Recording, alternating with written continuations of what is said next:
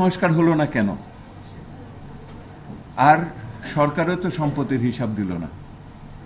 এবং নাগরিকদের অধিকার নাগরিকদের রক্ষা করতে হবে, এবং এই নাগরিকদের অধিকার রক্ষা করার ক্ষেত্রে গণমাধ্যম একটা বড় সহায়ক শক্তি। গণমাধ্যম এবং সচেতন নাগরিকরা যদি যুক্তভাবে থাকে তাহলে বাংলাদেশের পরিবর্তন করানো সম্ভব বলে আমরা মনে করি। ভালো থাকেন।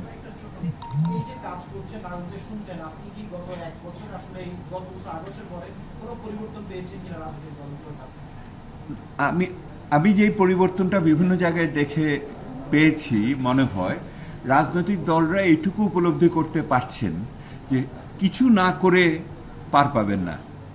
ওনারা এই উপলব্ধির ভিতরে এসেছেন, যদি বড় ধরনের অন্যায় করেন, দুঃশাসন করেন, তাহলে দেশে থাকতে পারবেন না।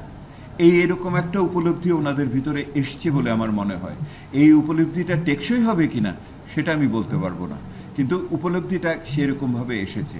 আরেকটা আমি উপলব্ধি এসেছি, সেটা হলো মানুষ অনেক মন খুলে কথা বলছে। এখানে আমরা যেটা হয়েছে, এই জায়গায় আমরা একটা নিরাপদ পরিবেশ সৃষ্টি করতে পেরেছি যেখানে ওনারা মন খুলে কথা বলছেন, কিন্তু ওনারা নিশ্চিত না এই মন খোলা ভাবটা নিয়ে ওনারা বাইরে যে এই কথাগুলো বলতে পারবেন। সেহেতু আরেকটা নিরাপত্তা বোধের অভাব রয়েছে। বাংলাদেশে একটা দোলাচলের মধ্যে আছে, একদিকে অসম্ভব একটা পরিবর্তন সম্ভাবনার চিন্তা, আবার অনেক দিকে যতখানি চেয়েছিলাম অতখানি তো হলো না, এইটার একটা আস্থার সংকটও একই সাথে আছে। এই দুটোর মধ্যেই বসবাস করছি। এই ফাঁকটাকে আমাদের মিলাতে হবে জনগণের ভূমিকা দিয়ে। সার্ভে নাই, যেটাতে আমি বলতে পারবো মানুষ মনে করে যে নিরাপত্তার নির্বাচন হবে কিনা। আমি এটা এর আগেও বলেছি, নির্বাচনটি একটা অবধারিত বিষয়ে পরিণত হচ্ছে ক্রমান্বয়ে, এবং নির্বাচনের পক্ষে শক্তি অনেক বেশি।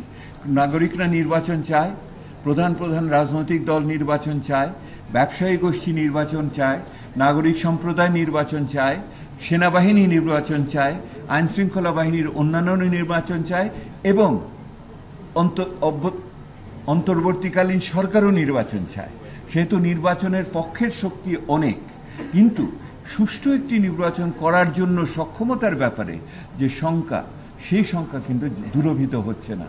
সরকারকে, নির্বাচন কমিশনকে এই শঙ্কা দূর করে মানুষের অংশগ্রহণের ভিত্তিতে একটি ভালো নির্বাচন, গ্রহণযোগ্য নির্বাচন অবশ্যই অনুষ্ঠান করতে হবে।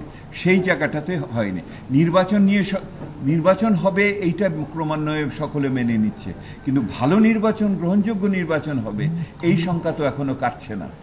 প্রফেসর ইউনূস বলেছেন ইতিহাসের সর্বশ্রেষ্ঠ নির্বাচন উনি করে দেখাবেন, আমরা তার অপেক্ষায় আছি।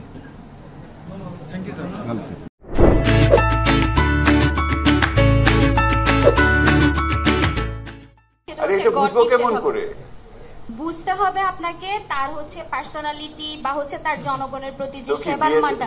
বিসিএস পরীক্ষা নতুন ভাবে নিতে হবে, বা গ্রহণ করার ক্ষেত্রে একটা বড়, আমার বিদ্যুৎ বিল দিতে কোনো ধরনের সমস্যা হয় না, আমি সোজাসুজি অনলাইনে এই পেমেন্টের ভিতরে যেতে পারি এবং ইত্যাদি। সেহেতু আরো বেশি জনসেবাগুলোকে ডিজিটাল করতে পারলে এটার ক্ষেত্রে অনেক বেশি হবে, এবং তথ্যের উপাত্তর ফেসবুক ইত্যাদির মাধ্যমে স্বচ্ছতার ভাবে দিতে পারলে হবে। যেমন ওরা কি বলেছে, ওই যে কার্ড আসছে 100টা, গরিব মানুষ আছে 300টা, আপনি ওই 100টাকে কিভাবে বাছাই করলেন ওই নামটা আর কেউ বলে না স্যার। কিন্তু আমি যখন এনআইডি করতে যাচ্ছি তখন, বা জন্ম নিবন্ধন করতে যাচ্ছি, সেই ক্ষেত্রে প্রান্তিক পর্যায়ে যেমন পৌরসভা, ইউনিয়ন পরিষদ, সেখানে কিন্তু কোনো ডিজিটালাইজেশন বা ডিজিটাল কোনো সেবা নাই, সবকিছু আপনি গিয়ে করতে হচ্ছে। আমাদেরকে পরিবর্তনটা শহর না। ওনার ইস্তেহারে বলেছিলেন পরিবারের সকলের সম্পদ ঘোষণা করা হবে, হয় নাই তো?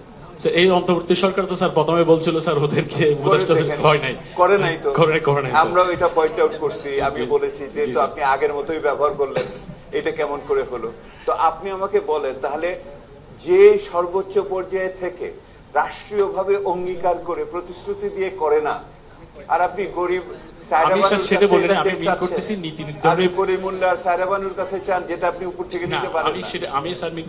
নির্ধারণের পর্যায়ে যারা থাকবে এবং উপর থেকে নিচে বলে, নিচের থেকে উপরে বলেন, সবগুলো কথা দিয়ে কথা রাখে না। তাহলে স্যার কি করা যাবে? আমাদের 18 কোটি মানুষের দেশ, আমরা কি স্যার অন্য জায়গায় চলবো? অন্য গ্রহ থেকে মানুষের দেশ চলবে? আমাদেরকে ঠিক হতে হবে স্যার। আমি স্যার মোটা দাগে স্যার তিনটা বিষয় নিয়ে তিনটা সেক্টর। তাদের সম্পত্তির ঘোষণা দেয় নাই, এটার জন্য আপনি মামলা করবেন? এটা স্যার লেজিটিমেসি প্রশ্ন স্যার। ওই দেখেন উকিল সাহেব হানা থেকে বের হয়ে গেল, কিন্তু যখন হানা থেকে বের হয়ে গেছে কিন্তু না, ব্যাপারটা হচ্ছে স্যার, যখন কোন একটা রাষ্ট্র বা রাষ্ট্রের দায়িত্বপ্রাপ্ত ব্যক্তি যখন তার রেসপন্সিবিলিটি, আমাদের এটা জুরিসপ্রুডেন্সের কথা, তখন আর তার বিরুদ্ধে তো প্রেশারাইজ করতে হবে। প্রেশারটা হচ্ছে কি মামলা করা। আপনি সাধারণ বাংলা ভাষায় একটা নাগরিককে পরামর্শ দেন। আমি প্রতিশ্রুতি পেয়েছি বারবার বিভিন্ন উচ্চ পদস্থ মানুষের কাছ থেকে, এই যারা শনাক্ত করেন তারাও বলতে পারবেন যে কিন্তু এখন কি করব, কথা তো কেউ রাখলো না, কেউ কথা রাখেনি। এখানে স্যার ব্যক্তিগত সততার প্রশ্ন। এখানে আমি একজন হিউম্যান বিং, আমি একটা কথা দিলাম। আমি আপনাকে খুব কংক্রিটলি জিজ্ঞেস করতেছি, উদাহরণ সৃষ্টি করার জন্য কি কেস করা উচিত একটা? না স্যার, আসলে কেসের সমাধান হচ্ছে না স্যার।